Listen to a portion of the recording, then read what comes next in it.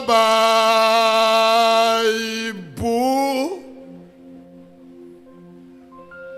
is a holy book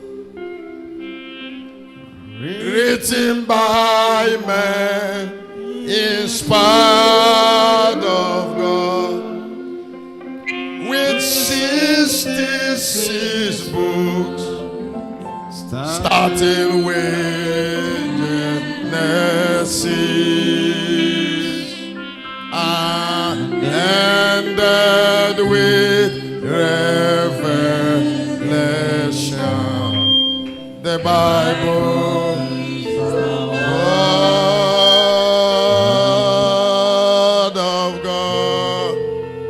If you look up, I'm going to give you a gift. Everybody on earth will be hot at a point.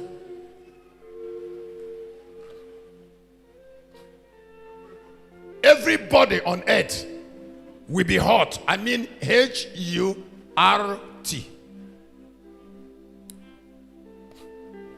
Everybody on earth will be hot at a time. Now, if people refuse the positive hot of vision inspired by God, they will take H-U-R-T from Satan.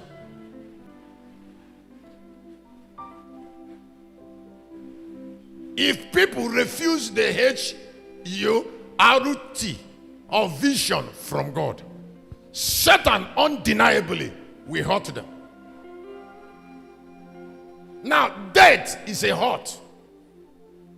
Poverty is a hurt. Delay is a hurt. Disappointment, abortions of purpose.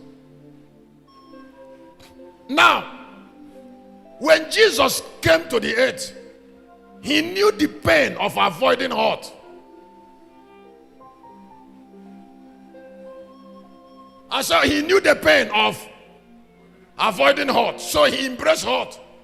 In 12:2 of the book of Hebrews, the Bible says when he knew, saw the glory that will be revealed, he embraced hurt. Do you know why some people are suffering the hurt of poverty? You see, because they hate the hurt of prosperity.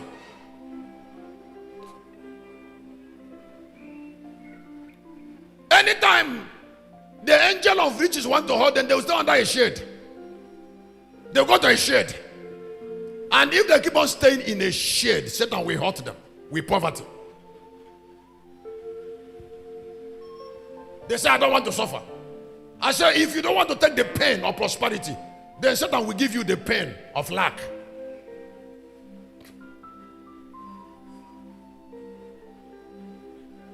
When people are walking, you look for one place that is fan. And fan will blow you under a condition. And people are very busy waiting up and down. And you're under fan. We will see how far you will go with it.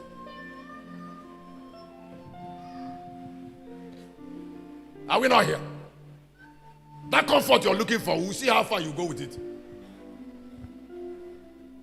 If you look at that place, 12:2, he said, looking unto Jesus, the author and finisher of faith, who for the joy that was set before him, endured, despising the shame, he sat down at the right hand of the throne of God.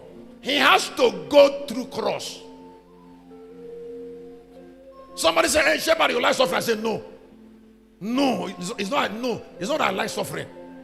I want to avoid the hurt of lack, the hurt of despise, the hurt of shame, the hurt that somebody see you and ignore you, somebody look at you and believe you are nothing. It's a hurt. That your image doesn't make meaning to men is a hurt. Because glory can only be preserved in the midst of hurt. Look at 24, 25 and 26 of the book of Luke. Somebody say, I'm suffering too much. I say, no. Pay for right reasons. Pay now. He said unto them, he said, O fools, slow of heart to believe all that the prophet has spoken. ought not Christ to have suffered these things and to enter into his glory. That is a suffering. Now, when a man chooses to keep God for glory, God will hurt the man. As you see me here, I'm full of hurt.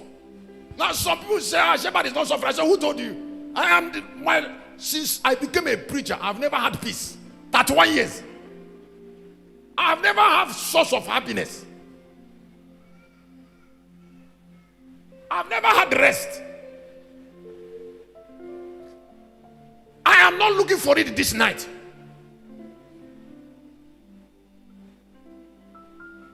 I glory in the pain because of the gain.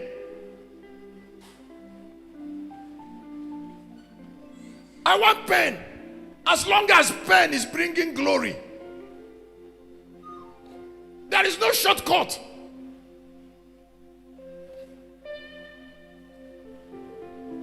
In 23, where we read 33, this Bible said they brought him to a place called Calvary. Now, excuse me, can you read there? The Bible said, when you look at the word crucified, there they killed him.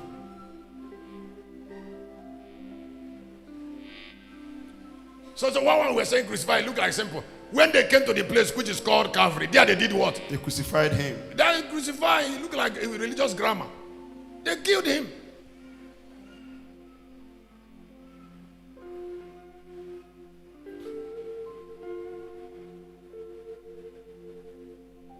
In 53 of the book of Isaiah, the Bible says it is only in death he shared honor with the great.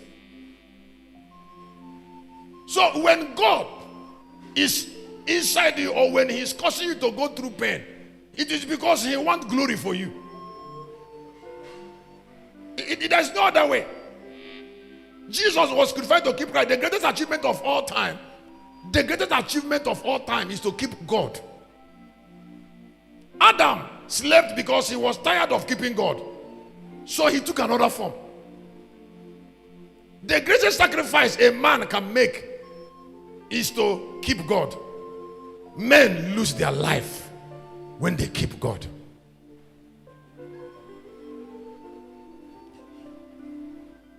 The word sacrifice, crucify, is used when men desire to keep God.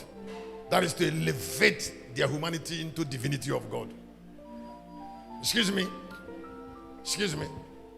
Can I ask you a question? Tell me now. Tell me one person you know that devoted too much to the service of God with all his heart. Stay in it very well for a long time. That didn't come up. I had to tell young pastors. I said, don't. Do you know why Igbos are not growing great apostles? Do you know why? Can I tell you why? The materialism in that background does not allow pastors and their wife to subject themselves to necessary pain that is necessary for their elevation. They hate time of pain. And there must be time of pain before time of elevation. A time you should manage a particular shoe. A time you should manage a particular house. A time you should manage a particular form of meal. Waiting for when God will bless you. Without murmuring. Without murmuring. Without looking like you are suffering too much. There is always a time like that in growing.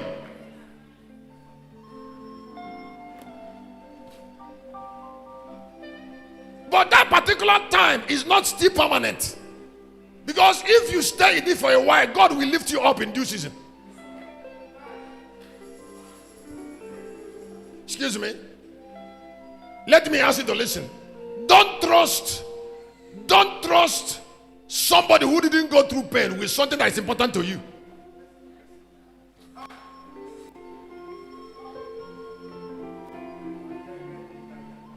If I didn't go through pain, don't forget that this building, it was in the 1 year of it that we use it. If I didn't go through pain, if that money that can rent this building go through my account, I will waste it.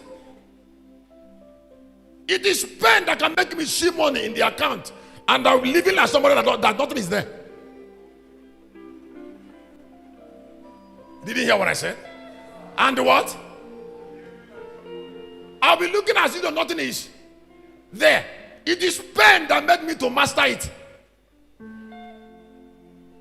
God has kept me under until I got that life. Then He started trusting me. Even this night, God is not trusting me completely yet. So He's still putting me under pain. Even now. Can I tell you something before I go on to something? Listen, the miracle God will give you is not as important as the experience pain. Pain made you to have, or pain put in you. Something that make you cancel others with boldness. You look at somebody who is suffering, say, "Come, you come out of it." I was there now. He will help you come out of it. Just, excuse me. Do you know something? Sometimes I will say, "Lord, I know I will come out of pain, and don't take me out of it quickly." For what? Don't take me out of something I should go through. Because if I come out, and I've come out.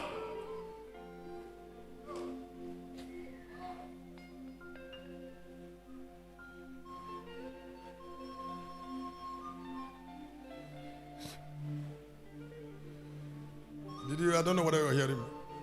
Huh? The first day I was preaching, I told you, I said, "This white I'm wearing, do you know how many of it I have?" Before I started this meeting, this pre-meeting came, they brought me 4 new of it. New. 4. Plus the one I've had. And then have I been able to change this one? In case you don't know, I did. If you come close to it, you see that I've used what I need to remove potato that is on the neck. Potato is where? On the neck. I did dry cleaning of this clothes. Even the water has not still left it. But it said that you are far. Why you can't see that this is hot water? Because you're what? You're far. But there's water in the neck. Some this region, it has what back. Excuse me, can you have different type of feet in the wardrobe and still try to dry clean this one?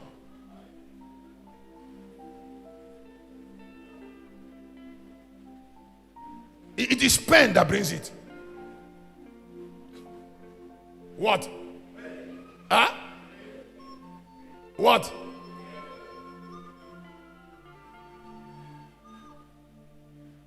So I need to tell young pastor, I say, please,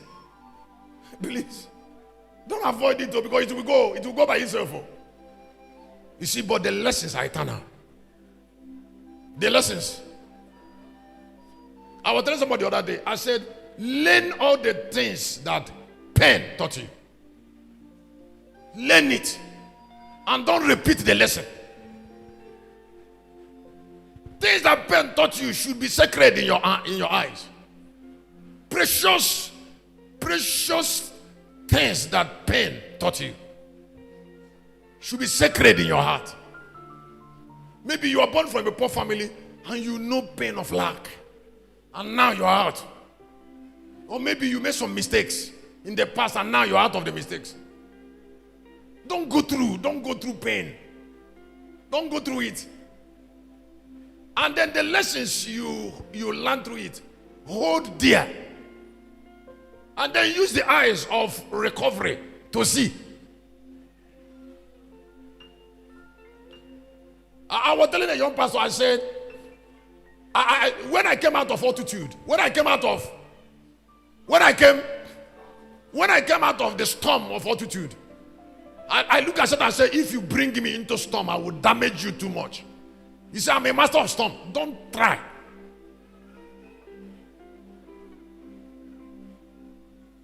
If you subject me to storm, I will do havoc.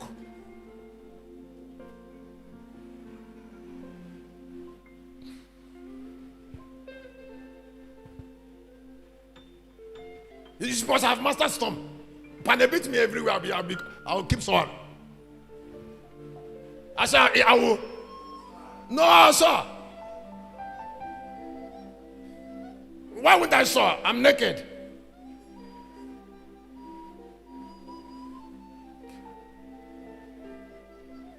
Put your hand together for Jesus. Finally this night, before we go into prayer, the patterned celestial tabernacle of the Lion of Judah. That's my last. The patterned celestial tabernacle.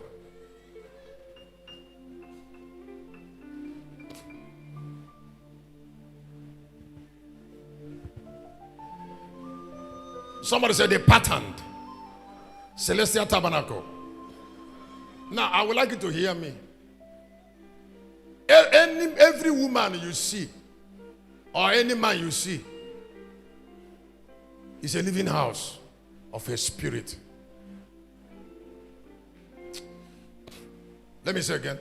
I say any man or woman you see is a living house, or is a house of a living spirit. Now, people represent the spirit they embody.